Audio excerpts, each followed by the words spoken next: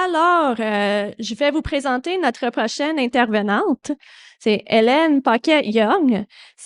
Dans le fond, était une des juges hier soir lors de le salon innovatif. Elle est nouvelle dans le monde de curling. Elle est là depuis à peu près 2 ans, je pense. Moins que 2 ans. Elle est comptable professionnelle agréée spécialisée dans la gestion et la surveillance financière des OBNL. Elle travaille actuellement à Curling Canada en tant que directrice exécutive des services corporatifs. Donc, je vous présente Hélène. Bonjour, merci. Je suis très, très nerveuse parce qu'en fait, ça fait moins de 11 mois que je travaille pour Curling Canada. Et puis, je connaissais rien du curling avant d'y arriver. Donc, si je dis des mots qui sont pas les bons, pardonnez-moi, hein, parce que ouais. Et puis aussi, j'avais déjà commencé à préparer euh, une présentation. Et puis, je me suis aperçue il y a quelques jours, quand j'ai commencé, si vous avez vu que je faisais un trolling, comme on l'appelle, là, sur votre page, tu vas dire, oh, il y a quelqu'un qui peut regarder sur LinkedIn, là, c'était probablement moi, hein, parce que j'avais demandé à Lana qu'elle me donne la liste des participants pour que je vois un peu de quoi ça avait l'air. Puis là, je me suis rendu compte que vous en connaissiez beaucoup plus sur mon sujet qu'on m'avait, ou j'avais eu un biais inconscient, comme on dit. Donc, j'ai comme réajusté mes choses juste dans les derniers 48 heures à peu près. Donc, je vais faire beaucoup d'adlib parce que je ne peux pas voir mes notes. Mais on va commencer avec ça.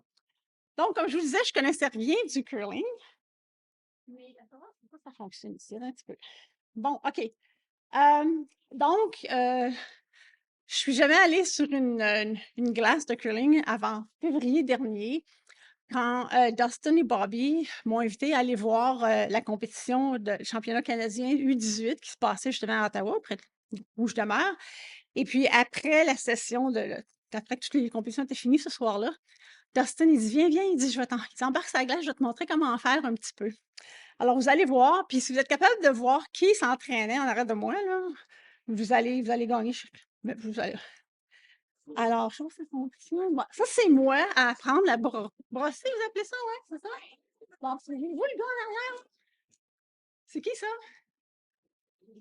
Ouais, je l'ai su juste après. Ça donne que c'était Brad Gouchou qui se pratiquait parce que ces deux filles étaient sur l'équipe de Terre-Neuve, puis ils avaient décidé de venir les supporter. Alors moi, pendant que je faisais ça, il y avait quelqu'un qui en connaissait beaucoup plus sur le curling, puis ça avait l'air bien facile pour lui, mais c'était pas du tout facile pour moi. Je ne suis pas retournée sur la glace depuis, mais j'ai bien l'intention là, qu'à l'automne, je vais m'inscrire, là, puis je vais apprendre. Donc, merci beaucoup de votre patience quand je vais apprendre à faire ça. OK? Je regarde si ça fonctionne ici. OK. Bon.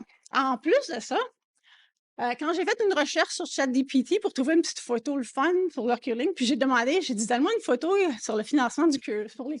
C'est ça que ça va donner. Donc, ouais, ça a donné, tu sais, return on investment, net present value, accounts payable. En tout cas, fait que là, je disais, OK, c'est pas tout à fait ça que je veux, j'en ai encore beaucoup à apprendre. C'est ça. Donc, on m'avait demandé de faire une présentation sur le budgeting 101, en fin de compte, la budgétisation et tout ça. Mais à force de faire ça, puis de je savais que je ferais quelque chose de pas correct. Bon, OK, merci.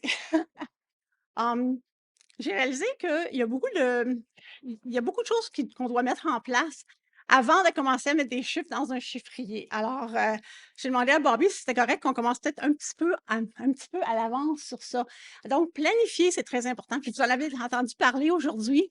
Et donc, c'est à peu près là-dessus. Donc, ça, c'est un proverbe que j'utilise beaucoup dans mon département et à Curling Canada. Puis, on va l'utiliser encore plus parce qu'on commence des exercices la semaine prochaine sur qu'est-ce que ça veut dire au niveau là, de la gestion à Curling Canada, qu'est-ce que ça veut dire pour nous? Et puis, on va essayer de vraiment, là, surtout avec le fait qu'on a un nouveau chef de direction, là, on a beaucoup de travail à faire là-dessus. Donc, j'appelle ça le prequel to budgeting. De quoi on a besoin? Alors, avant de commencer votre budgétisation, vous avez besoin de faire une évaluation de votre solidité financière. Puis, ça, qu'est-ce que ça veut dire dans 2 secondes? De faire une planification sur l'année. Où est-ce que vous voulez aller dans 1 an, dans 3 ans, dans 5 ans? Qu'est-ce que vous voulez être? Puis aussi faire une portion que les organismes à but non lucratif, surtout, oublient souvent, c'est la gestion de risque. Quel risque on va faire face si on fait cette chose-là ou si on choisit cette décision-là ou quoi que ce soit. C'est quelque chose aussi qui est important. Puis aussi, il y en a quelques-uns qui en ont touché là-dessus un petit peu ce matin, c'est de promouvoir une culture de responsabilité et de transparence. Autrement dit, Hem, pas juste faire de la planification des budgets pour les 3 ans sur lesquels vous allez être sur le CA, mais de penser à faire prendre des décisions qui vont affecter le CA d'après, puis le CA d'après, puis les membres dans 10 ou 15 ans aussi. Et puis, au niveau de la transparence, c'est ayez pas peur de partager vos résultats financiers, vos budgets, vos objectifs avec le reste de vos membres parce que le plus ils en savent, le plus que des fois, ils vont être prêts à accepter ce que vous leur demandez de plus en frais de cotisation ou de bénévolat ou quoi que ce soit. OK? Alors, je viens de dire, quand je suis très nerveuse, je viens la bouche très sèche aussi, donc je vais boire souvent. OK, bon. Est-ce qu'il y a des questions à date? OK. Bon, oui, parfait. Donc, quand on parle de solidité financière, on ne parle pas seulement de dollars et puis des cents. On parle aussi de vos procédures, vos politiques, vos lignes directrices, vos procédures, avez-vous des procédures au niveau de donc qui signe les budgets, les factures, au niveau de les procédures de qui approuve les dépenses, toutes sortes de choses comme ça, puis on en parle au niveau des contrats, qui va revoir vos contrats? Est-ce que vous revisez le langage de vos contrats régulièrement? Par exemple, c'est quelque chose qu'on est en train de faire à Curling Canada. On a souvent renouvelé les contrats à chaque année sans revoir si le langage qu'on utilise dans les contrats est encore courant avec toutes les nouvelles législations qui se sont peut-être passées au niveau là, des standards d'emploi de l'Ontario, l'Employment Act, des choses comme ça. Alors, c'est des choses, alors c'est des politiques que vous revisez ça à toutes les années ou 2 ans, c'est important aussi. Ça n'a peut-être pas rien à voir avec votre budget, mais ça peut affecter vos budgets si vous n'êtes pas, excusez-moi, là, compliant, conforme. Merci beaucoup. Alors, c'est ça. Et puis, la gestion de trésorerie, c'est pas juste de faire un budget, c'est aussi de gérer votre cash flow, comme on dit en bon canadien. Ça aussi, c'est très important. Des fois, on va avoir un budget, mais même si vous avez brisé votre budget mensuel, ça ne reflète pas vraiment quand l'argent rentre et quand l'argent sort. Alors, ça aussi, c'est important. Avoir un suivi régulier. Est-ce que vous recevez des états financiers mensuels ou au moins régulièrement? Et puis, est-ce que vous revisez les actuels contre le budget, puis vous essayez de figurer pourquoi il y a des variances, puis d'essayer de voir, puis pas juste de corriger les variances, mais aussi de savoir pourquoi. Comme ça, vous avez des décisions qui sont plus informées l'année prochaine quand vous allez refaire votre budget. Et puis, est-ce que vous avez des contrôles internes? Au niveau de la vente, au bar, au niveau de vos inventaires, au niveau de vos actifs, de la maintenance de vos équipements, des choses comme ça. OK? Encore pas de questions? Oui? Ouf, OK. La chose après la solidité financière, c'est vraiment, c'est de où est-ce que vous voulez être dans quelques années? Où est-ce que, c'est là, puis, non, le gros mot, c'est la planification stratégique. Puis je passerai pas beaucoup de temps là-dessus parce que Bobby, puis c'est qui l'autre personne que j'ai vue sur LinkedIn qui était expert là-dedans? Ah, c'est le monsieur du club de Sherbrooke. Donc, si je dis quelque chose de pas correct, là, je veux pas. Mais un des outils qui est utile au moins pour commencer, c'est ce qu'on appelle en anglais le SWOT analysis. Puis quand j'ai mis SWOT dans DeepL pour le traduire, ça l'a sorti SWOT aussi. Donc, excusez l'anglicisme. Est-ce qu'il y en a qui ont déjà fait cet exercice-là à votre club? Oui, la plupart. OK. En fait, c'est de regarder vos forces, vos faiblesses, vos opportunités et vos menaces. Puis en fait, les forces et les faiblesses, ça, c'est interne. C'est qu'est-ce que vous avez déjà, les acquis que vous avez déjà, que ce soit que vos membres sont très engagés, ils sont bénévoles, ils sont toujours prêts à aider, ou que vous avez des installations qui sont toutes nouvelles. Puis ça peut être des faiblesses aussi, c'est que vos installations sont désuètes, vous avez vous êtes en perte de membres parce que peut-être que vous êtes dans une région de la ville ou quoi que ce soit, qui a il y a plus de bureaux maintenant, puis moins de résidences, quelque chose comme ça.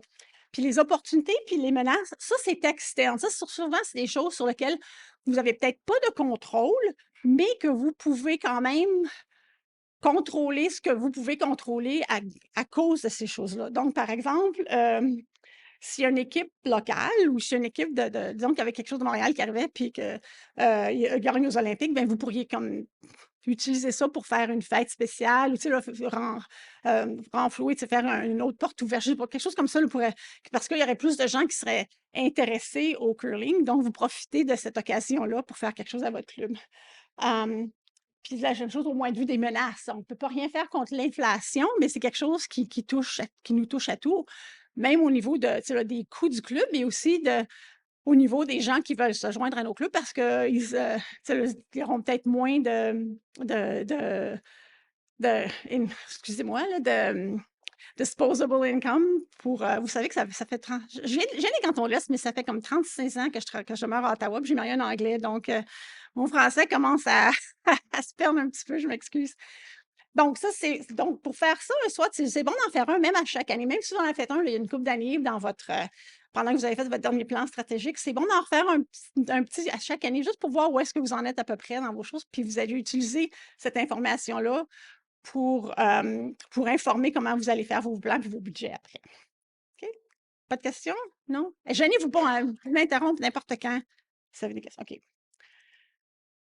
Encore, la planification financière, c'est de regarder qu'est-ce que vous avez. Est-ce qu'il y a des opportunités dans le futur? Donc, comme par exemple, en 2027, les Jeux du Canada vont être à Québec, il y a à Blainville. Donc, les clubs dans ces régions-là, peut-être, peuvent commencer à penser à qu'est-ce qu'on peut faire, comment on peut maximiser pour les revenus ou pour notre club, pour ces choses-là. Vous pouvez regarder, est-ce qu'il y a quelque chose dans votre communauté que ce soit des nouveaux Canadiens, que ce soit, je ne sais pas si vous avez rencontré Richard Norman, qui est qui est un des directeurs à Curling Canada. Il parle souvent d'un exemple où est-ce qu'il y avait un club je pense que c'est à Toronto qui disait: «Oh, on est en train de perdre nos membres, on est en train de perdre nos membres», tout ça. Puis il y avait une mosquée qui venait de se construire juste de l'autre côté de la rue, puis personne n'avait pensé d'aller, tu sais, de traverser la rue puis d'aller dire: «Hey, est-ce que ça vous tenterait d'essayer le curling?» Tu sais? Alors c'est des choses comme ça, c'est d'essayer de penser là, outside the box comme on dit, puis essayer de trouver, qu'est-ce que vous pouvez avoir. Au niveau des revenus, est-ce qu'il y a des octrois, que ce soit le gouvernement local, provincial, n'importe quoi auquel vous pourriez avoir accès, alors qu'il y a un petit peu de recherche à faire? Des levées de fonds, ça, je sais que vous en faites souvent. Je parlais avec quelqu'un hier soir, puis il me disait: «Ah non», il dit: «Nous autres, on a besoin d'acheter quelque chose, on appelle nos membres, on fait une levée de fonds, c'est fait, on n'a jamais besoin de toucher à nos réserves pour ça». Tant mieux, mais pour d'autres, c'est peut-être plus difficile. Ou vous voulez faire une levée de fonds à long terme, ou est-ce que c'est une plus grosse, c'est pour un objectif plus haut, puis là, ça prend plus de temps.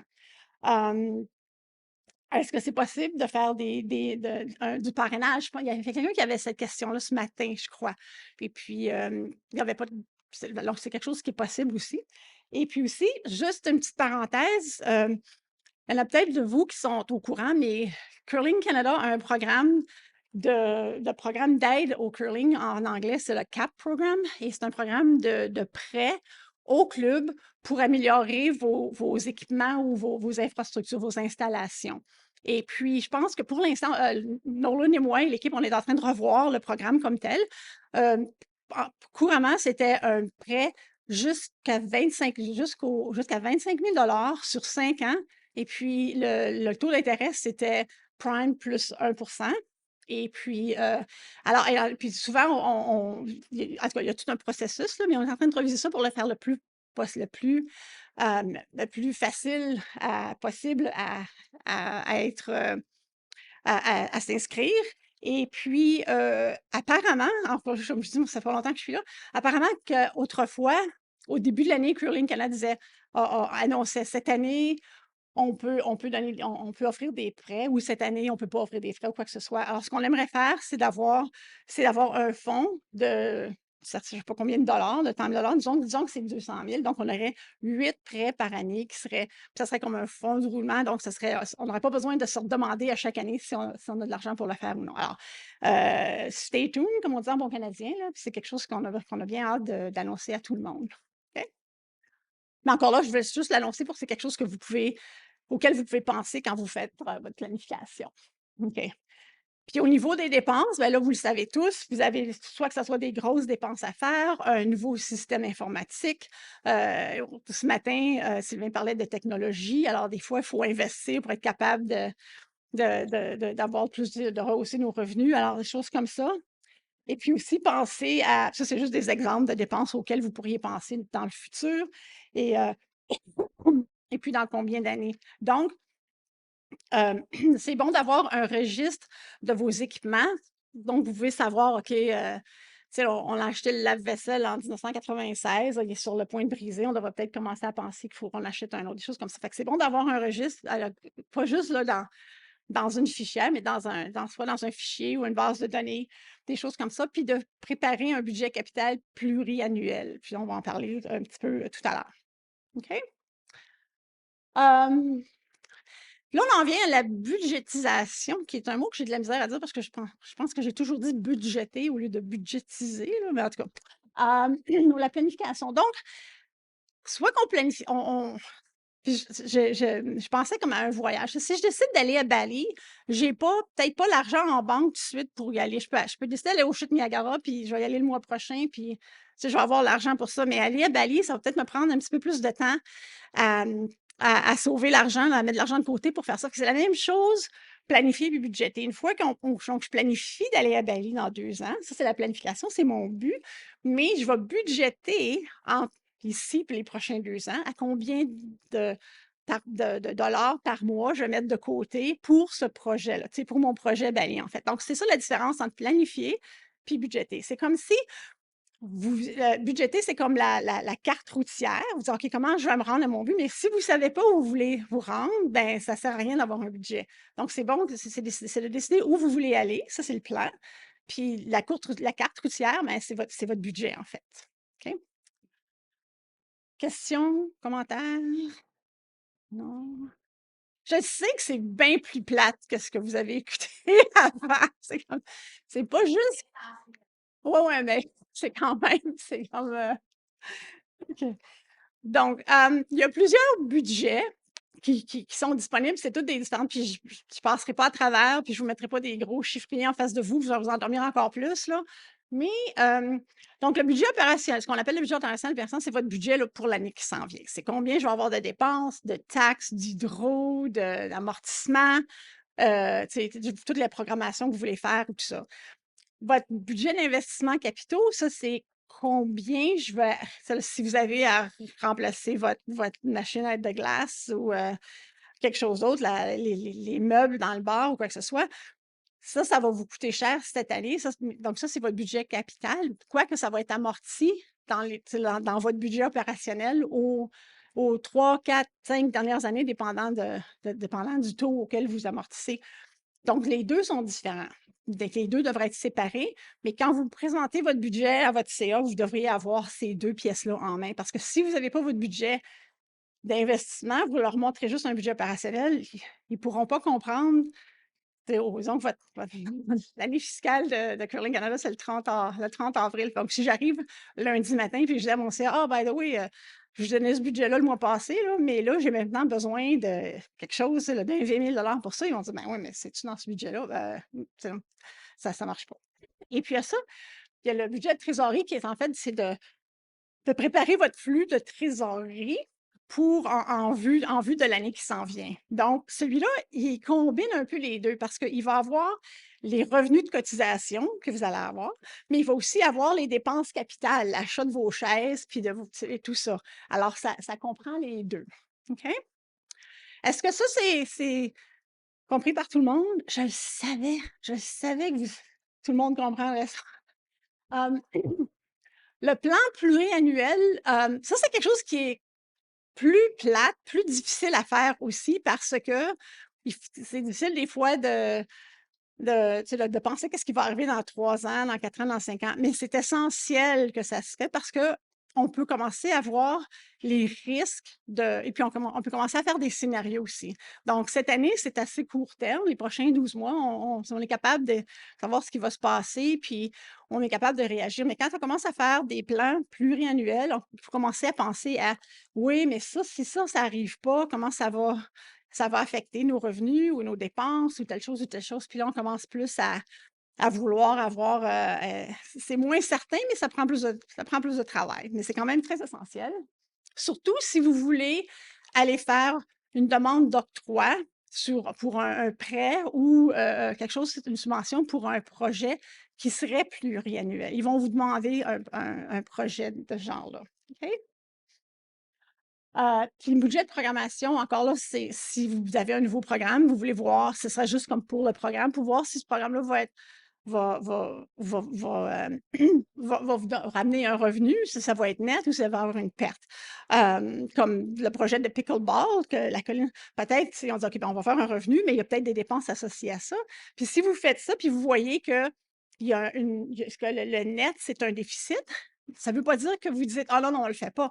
C'est juste que là, il y a une décision concrète qui se doit faire, qui dit, OK, ce projet-là, la première année, on va perdre de l'argent, mais peut-être que la deuxième année, on va l'en faire. Donc, est-ce que ça vaut la peine qu'on investisse dans ce projet-là ou non? Fait que c'est important, surtout quand vous faites un nouveau projet, que c'est quelque chose de nouveau, que vous faites un budget séparé du budget opérationnel. Parce que si vous le mettez dans votre budget opérationnel, vous ne verrez pas l'impact net que ce projet-là a sur l'ensemble de vos opérations. Tandis que si vous le faites séparément, vous pouvez voir que oui, peut-être qu'il y a un déficit cette année, puis là, vous pouvez prendre la bonne décision pour ça.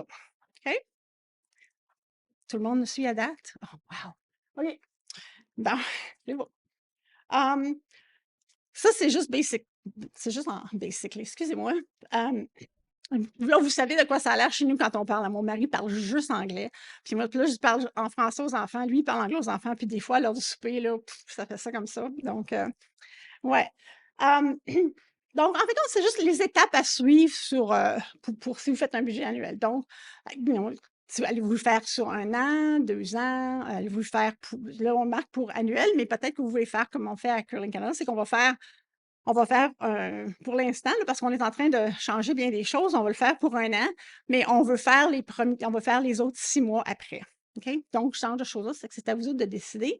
Il faut qu'on se mette d'accord sur les objectifs. Donc, encore là, peut-être que vous voulez vous en parler pas juste à votre CA, mais à vos membres aussi, d'avoir un sondage, discuter qu'est-ce que sont leurs objectifs. Ou comme ça, ils sont peut-être pas nécessairement parce que vous voulez savoir si ceux autres, ils préfèrent que vous peinturiez le bar ou changer la vaisselle, mais une fois que vous prenez la décision, des fois, c'est plus facile de leur part, quelle est votre décision.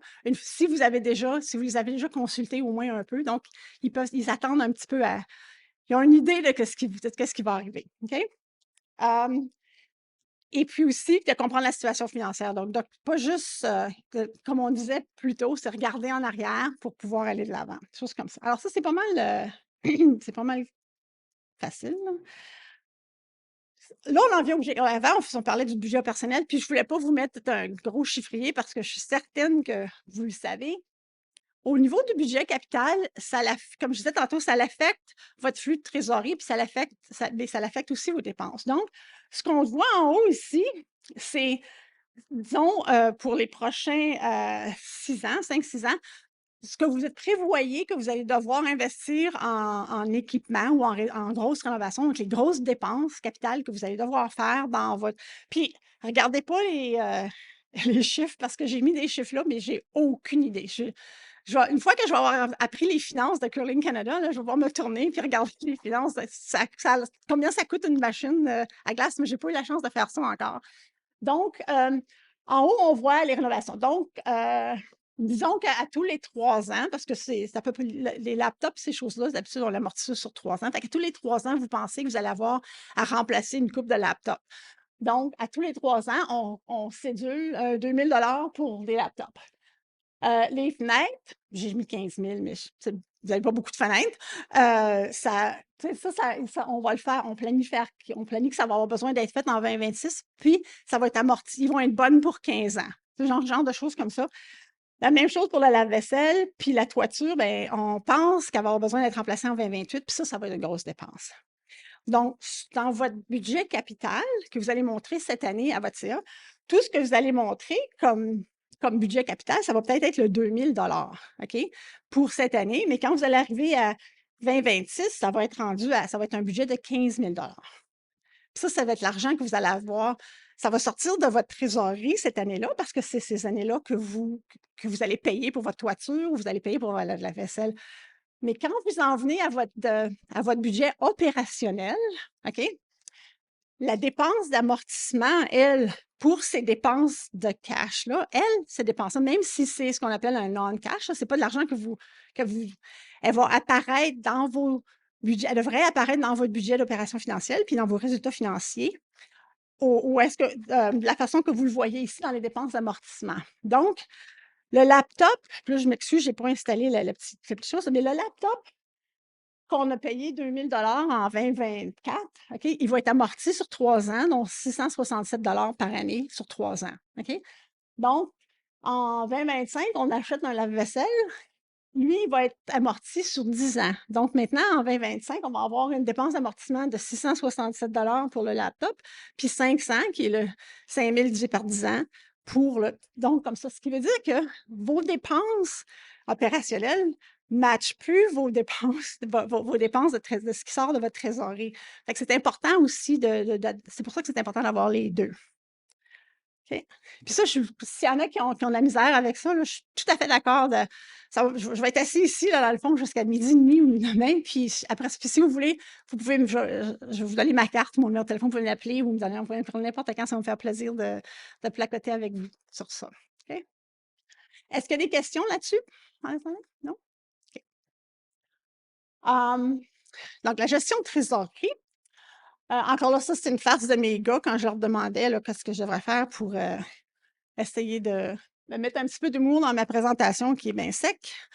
Et puis, donc, à la gestion de trésorerie, ici, en fin de compte, c'est de regarder votre budget puis de voir qu'est-ce qui va rentrer dans votre compte de banque puis qu'est-ce qui va en ressortir à tous les mois parce que vous ne voulez pas être à court à un moment donné. Donc, c'est de planifier. C'est comme vous faites chez vous, en fait. Là. Tu sais, là, vous recevez votre compte de paye, vous regardez ce que vous avez payé ce mois-ci, puis combien vous avez déjà en banque. Puis là, peut-être qu'il y a un compte ou qu'il y a une dépense quelconque, il va falloir que ça attende au mois prochain. Tu sais, là. Donc, c'est le même principe. Donc, ici, tout ce que je voulais démontrer, c'est que peut-être que vos cotisations sont toutes payées le premier mois de la saison, OK? Puis il y en a peut-être qui attendent jusqu'au mois d'octobre. Mais ça va quand même comme ça. Hein? Vous avez le plus gros de l'argent qui rentre là, au début de la saison, puis les cotisations. Peut-être que la restauration puis la location, ben peut-être que le monde ne reste pas trop longtemps au bar en septembre, octobre parce qu'il fait encore beau dehors. Fait que ceux qui ont fini de curly, mais novembre, décembre, peut-être que ça monte parce que là, il y a des parties de Noël, fait qu'il y a plus de locations ou il y a quoi que ce soit. Encore là, ça montre que je ne connais rien au curling, probablement, là, mais je vais l'apprendre l'année prochaine, je vous promets que je vais tout savoir, ou presque. Peut-être que vous recevez des dons. Des fois, peut-être qu'il y a quelqu'un qui vous a légué quelque chose, je ne sais jamais. Puis peut-être que vous allez recevoir un prêt de Curling Canada que vous avez fait l'application de la faire en octobre. Oh, excusez-moi, c'est pas ça que je voulais faire. Aïe, aïe, aïe. Bon. Puis les retraites, j'ai oublié de dire comme ça, la balance en banque, vous commencez avec ce que vous avez en banque, là, disons au 1er septembre. Puis là, les retraits, ben, c'est ce que vous avez payé comme facture, ce que vous avez payé comme le cost of goods sold, qu'on appelle là, pour la restauration, disons, les salaires, puis tout ça. Puis là, il y a peut-être des dépenses qui n'arrivent pas à tous les mois. Les taxes municipales, c'est peut-être une fois aux 3 mois ou 4 mois, dépendant. Puis, vous avez fait une demande de prêt à Curling Canada pour acheter des roches. Donc là, oups, le mois d'octobre, vous devez payer pour les roches que vous venez de recevoir. Fait que ça, c'est une grosse dépense qui ressort aussi. Donc, ce qui arrive, c'est que si vous ne faites pas attention en novembre, puis il n'y a rien d'autre qui rentre, bien, à la fin du mois de décembre, vous allez être dans le trou, comme on dit en bon canadien. Donc, c'est là, c'est de commencer à gérer. Peut-être que la compagnie auquel vous avez acheté les roches, vous faites négocier avec eux autres, puis vous en payez la moitié en octobre, puis la moitié en janvier, aussitôt que vous allez avoir plus de recettes de toutes les parties de Noël que vous avez eues, quelque chose comme ça. Alors, c'est encore une autre façon de gérer pour pas que vous ayez des mauvaises surprises là, à un moment donné pendant votre année fiscale. À date, j'ai rien dit que vous saviez pas, hein? Ouais, OK, c'est bon, OK. Hum, Puis là, on parle de réserve parce que, en plus d'avoir votre budget opérationnel, puis votre budget de vos investissements capitaux, pour pouvoir, pouvoir arriver à payer pour ces que ce soit les investissements capitaux, que ce soit la toiture dans 5 ans ou que ce soit le lave-vaisselle ou quoi que ce soit, ou que ce soit que vous voulez avoir une réserve d'urgence, c'est un certain coussin, comme on dit, vous devez établir des réserves. Puis il y a certains critères à ça. C'est pas juste de dire, ah ben, je vais prendre 10 000 dans du cash, puis on va le mettre dans un différent compte de banque, puis comme ça, on n'y touchera pas.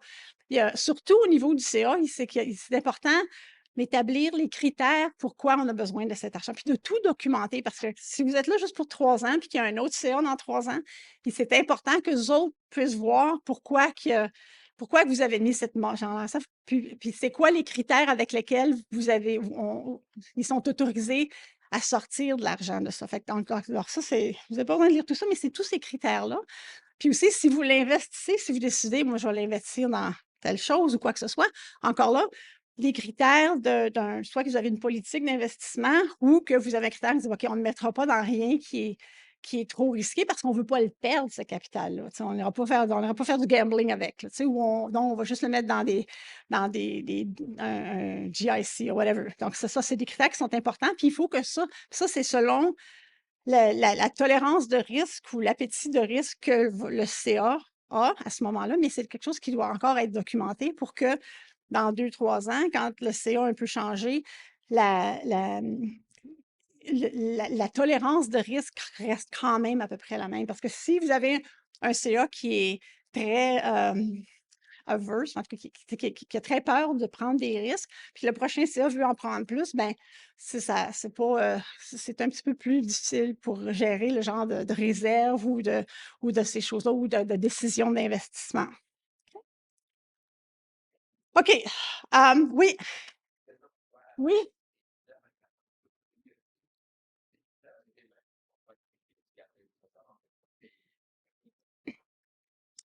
C'est une très bonne question. Malheureusement, je j'ai pas eu la chance de me mettre beaucoup au courant pour les réserves pour soit des OBNL au Québec mais je sais que ou ce qu'on appelle là, les charités à Revenu Canada.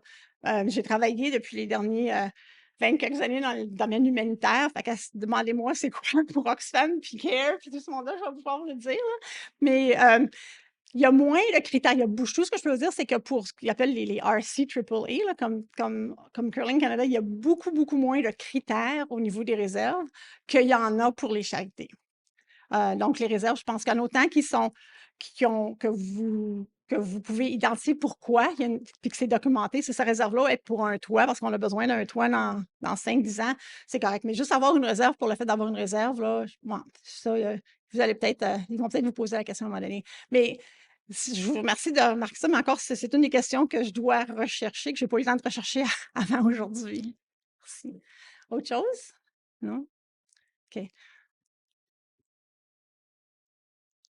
Hum, je veux juste passer à la gestion de risque un petit peu aussi parce que c'est quelque chose qui souvent, soit dans votre milieu professionnel ou au curling, c'est quelque chose que ils vont dire: «Ah, toi, tu fais de la gestion de projet, là, ou ben, toi, tu es la comptable, ben, tiens, c'est toi qui vas être en charge de, tu sais, là, d'établir le framework de notre gestion de risque». Puis là, c'est quelque chose que vous commencez à lire, faire du googling, puis c'est ça.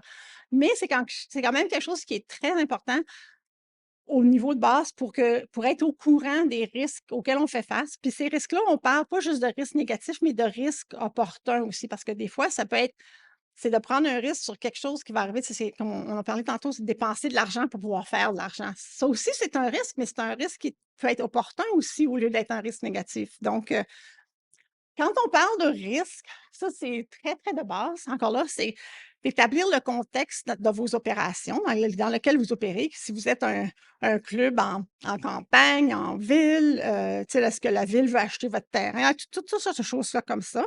Après ça, vous pouvez vous faites une grosse session de brainstorming pour quels sont les risques auxquels on fait face. Puis des fois, c'est peut-être pas évident. C'est peut-être qu'il va y avoir s'il y avait une tornade à West Island, là, on perd notre toit, qu'est-ce qu'on fait? Est-ce qu'on est prêt? Est-ce qu'on a assez d'assurance? Ce genre de choses-là. Ça, c'est l'évaluation des risques. Est-ce que c'est la probabilité du risque, l'impact du risque, ces choses-là? Comment on va réagir? Comment on réagirait si ce risque-là arrivait? Puis aussi le continu, le rap, de faire un registre de risques, de le revoir souvent, des choses comme ça. Puis aussi de communiquer les risques au reste de notre organisme, que ce soit à vos employés ou peut-être qu'il y a peut-être des risques auxquels vous voulez les partager avec vos membres aussi, des choses comme ça. Ça, c'est un exemple. Je n'ai pas eu le temps de développer. C'est un exemple. Oups! Aïe, aïe, aïe. Un petit peu. Excusez-moi. Non, ça va pas.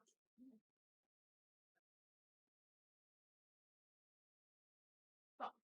C'est un exemple que j'ai développé quand j'enseignais la gestion de risque. C'est comme pour une tempête donc ça, c'est une tempête de vent en Floride, là. Mais vous pouvez avoir des risques opérationnels, OK? Donc, disons que il y a une tornade de vent ici, puis vous perdez votre toit, quelque chose comme ça. Bien, les risques opérationnels, c'est que vous ne pourrez pas ouvrir vous allez perdre peut-être des revenus de bord, mais vous ne perdrez pas des revenus d'adhésion parce que peut-être que les gens ne viendront pas vous demander hey, je perds un mois de curling, remettez-moi un mois de quelque chose comme ça. Mais il y a une interruption d'activité. Ça, c'est les risques opérationnels. Au niveau des risques financiers, ben, perdre les revenus de bord, perdre l'inventaire de bouffe que vous aviez déjà, la glace va fondre. Il y a toutes sortes de risques financiers aussi qui sont associés à cette tornade-là. Puis il y a aussi des risques stratégiques aussi, parce que là, si vous avez, par exemple, si vous avez des membres qui disent, bon, ben là, je ne peux pas faire mon curling, là, je vais aller faire un curling ailleurs cette année, c'est pour le reste de la saison, puis ils aiment plus l'autre club, ben, ils ne reviendront pas, ou des choses comme ça. Alors, quand on regarde les risques, c'est pas juste opérationnel, c'est les risques opérationnels, stratégiques, financiers et toutes sortes de choses comme ça. OK? Encore là, je vous vois l'année prochaine, là, je vais avoir un exemple de curling. Ça, c'est un bon exemple aussi pour. Oups, un petit peu, bon. Ça, ils appellent ça le nœud papillon. Donc, si jamais vous voulez faire un exercice de gestion de risque ou pour faire du brainstorming là, avec votre CA pour les risques, c'est de regarder à les causes, qu'est-ce qui pourrait arriver. Donc, prenez comme un accident. C'est tout facile de prendre un accident d'auto. Bien, qu'est-ce qui pourrait provoquer un accident d'auto? Bien, peut-être que j'ai pas fait vérifier mes pneus, ou j'ai pas, je sais que j'avais besoin des nouveaux freins, mais j'avais pas le temps d'aller m'installer les nouveaux freins depuis le mois passé. Donc ça pourrait être les causes. Alors, vous pouvez commencer à lister toutes les causes qui causeraient un accident. Après ça, vous pouvez regarder à qu'est-ce qu'on peut faire pour éviter que ce risque arrive, là. Ben, je peux aller changer mes pneus plus de bonne heure ou, je peux acheter des nouveaux pneus.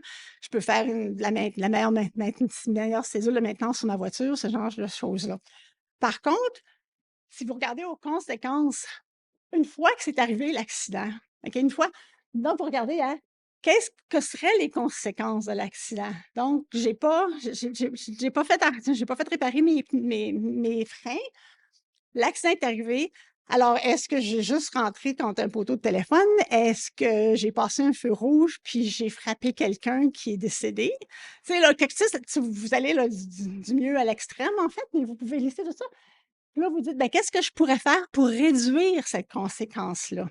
Donc, est-ce que j'ai des assurances? Tu sais, là, est-ce que je vais m'avoir une cédule? Tu sais, là, vous pensez à ces choses-là. C'est ça qu'ils appellent la nuit papillon. C'est un exercice qui est pas mal de fun à faire une fois que vous avez identifié vos risques.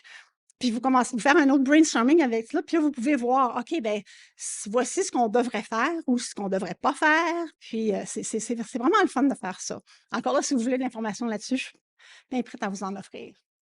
OK? Excusez. Documentez vos risques. J'ai parlé d'un registre de risques. Une fois que vous avez identifié vos risques, c'est très important de les documenter pour non seulement pour que vous pouvez les reviser régulièrement, mais aussi pour que le prochain CA puisse aussi voir ce que vous aviez déjà fait. Puis aussi, c'est de la bonne gouvernance parce que vous avez déjà établi ce que vous pensez faire pour diminuer le risque ou ce que vous pensez faire si le risque arrive et comment atténuer les conséquences. Donc, registre de risque, ça, c'en est un qui est très simple. Donc, c'est juste encore là, un genre de chiffrier.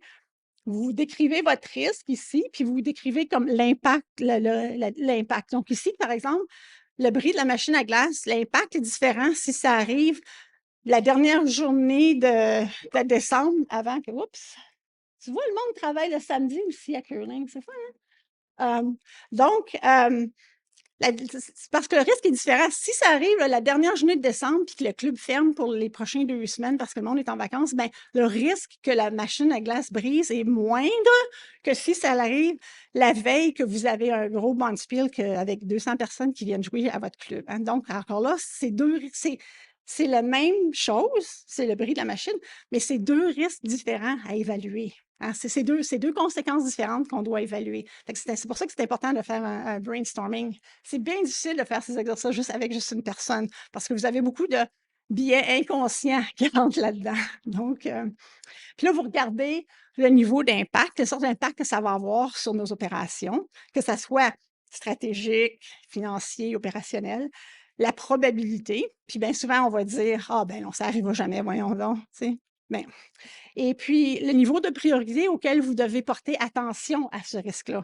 Est-ce qu'on faudrait qu'on refasse réparer la machine tout de suite ou est-ce que ça peut attendre? Alors, c'est ce genre de choses comme ça. Puis les risques ne sont pas toujours des risques qui sont évidents.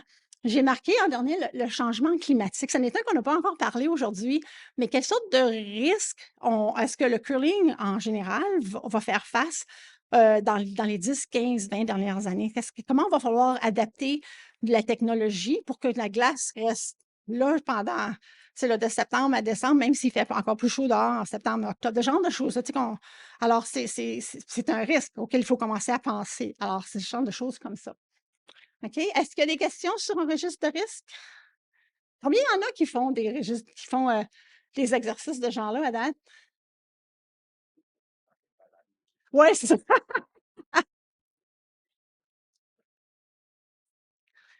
OK. Ben encore là, c'est pas mal le fun. Une fois qu'on s'y met, là, c'est plus le fun que ça ne l'air. Mais, OK. Hum, j'ai parlé tantôt que c'est important pour un CA d'établir la tolérance et l'appétit pour le risque. Puis ça, c'est parce que, encore là, si vous dites, ah ben, on va commencer un nouveau programme, puis vous avez évalué les risques, après, vous dites, ah, mais peut-être qu'on va perdre de l'argent en première année. Vous avez peut-être un CA qui va dire, non, moi, je veux pas perdre de l'argent du tout. On le fait pas du tout. Ou vous avez un CA qui va dire, non, on est prêt, on s'attend à perdre 10 000 mais on le sait que c'est un risque à prendre puis parce qu'il va y avoir des rentrées dans le futur. Alors là, ça, c'est tout, c'est du jugement, en fait, là, mais c'est important aussi de connaître la le niveau de confort auquel on est de prendre des risques. Ça, on le fait dans notre vie à tous les jours aussi, hein. Il y a rien de scientifique là-dedans, là. Le matin, quand je me lève puis je regarde dehors, je me dis: «Ben, il pleut. Est-ce que je vais aller faire marcher mon chien?» Ou ben, tu sais, où il annonce comme 50 de pluie. Je vais-tu le faire marcher mon chien? Puis après ça, je vais voir que je passe 15 minutes à le faire sécher parce qu'il y a du poil long puis il est gros. Ou bien je décide que non, je vais pas. C'est c'est le genre de risque qu'on prend tous les jours. OK? Hum, Puis encore là, la tolérance, elle devrait pas avoir à changer à chaque fois qu'on change de système, mais les circonstances changent dans notre vie, dans nos opérations. Alors, c'est important de revoir où est-ce qu'on en est avec la tolérance aussi. Et puis, j'aime bien cette cotation-là parce que c'est vrai. Tu sais, un bateau, c'est pas fait pour rester dans le port. Tu sais, un bateau, c'est fait pour prendre la mer puis voiler, même si c'est plus dangereux que de rester dans le port. Donc, pensez-y. OK. Donc, en conclusion, c'est important qu'une fois que vous avez adopté cette philosophie-là de gestion de risque, c'est important de la promouvoir partout dans votre club parce qu'il y a peut-être un risque, disons, puis ça, des fois, c'est des risques auxquels on ne s'attend pas, mais il y a peut-être un risque qu'un de vos membres s'en est aperçu, puis il n'y a personne qui s'en est aperçu. Peut-être qu'il y a un fil en quelque part électrique qui, tu sais, là, qui commence à pencher un peu, puis on s'en aperçoit pas ou on le voit, mais on le voit pas. Tu sais, des fois, c'est comme chez nous. Moi, la poussière, je la vois plus chez nous, là. Après avoir, là, tu sais, 3 fils puis 2 chiens, là, la poussière, je la vois plus. Mais les gens qui viennent me voir, par exemple, ils s'en aperçoivent. Donc, c'est important de promouvoir parce qu'il y a des gens qui peuvent vous rapporter des risques, qui peuvent vous dire: «Hey, fait que là, tu sais, hey, savais-tu ça, là? C'est peut-être dangereux». Là, c'est: «Merci beaucoup», puis là, on en prend soin. Donc, c'est important. Et puis, ouais, c'est ça. Alors ça, je fais une petite parenthèse gestion de risque, là.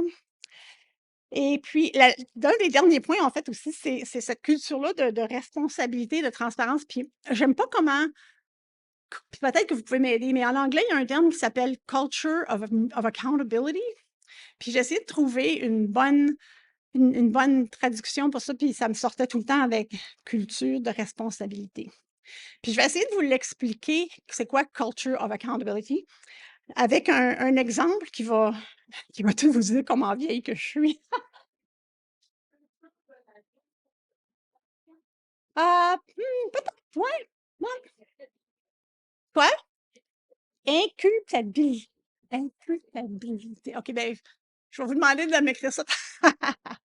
Donc, j'ai même pas fait mes études en finance. Je sais pas comment je me suis retrouvée en comptabilité, mais en tout cas. Mon premier emploi, quand j'ai gradué de l'université, c'était comme, ben, en fait, oui, c'était comme controller trainee au centre Sheraton à Toronto.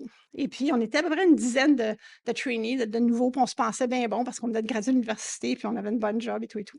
Puis le premier matin qu'on est arrivé dans le lobby du Sheraton, je sais pas si vous êtes allé jamais au Sheraton Centre, c'est celui qui est en face de l'hôtel de ville à Toronto. C'est massif. Le lobby, là, c'est comme 3 fois grand comme ici, à peu près. Puis le vice-président est venu nous rencontrer, M. Abramson, puis la première chose qu'il nous a demandé, c'est, il dit, puis là, dans ce temps-là, il y avait comme des gros cendriers, tu sais, c'était comme un gros cylindre avec du sable dans le milieu, là. Puis là, il nous demande, il dit, c'est qui vous pensez qui est en charge de nettoyer les cendriers dans le lobby? Il dit, c'est pas nous autres, on est des trainees. Tu sais, là, c'est les concierges, tu sais, c'est les porteurs, c'est ça. Puis il dit: «Non, non», il dit: «C'est toutes les 1 500 employés qui sont dans cet hôtel ici, qui sont responsables de s'assurer que les cendriers dans le lobby sont toujours propres. Parce que s'il y a un client qui rentre et qui voit que les cendriers sont pas propres, ça va refléter sur toutes nous autres, puis peut-être qu'il reviendra pas après». Fait que la culture of accountability, c'était que tout le monde est responsable pour le succès de cette entreprise-là. Donc, puis ça, j'en suis devenue très, très à cœur après ça.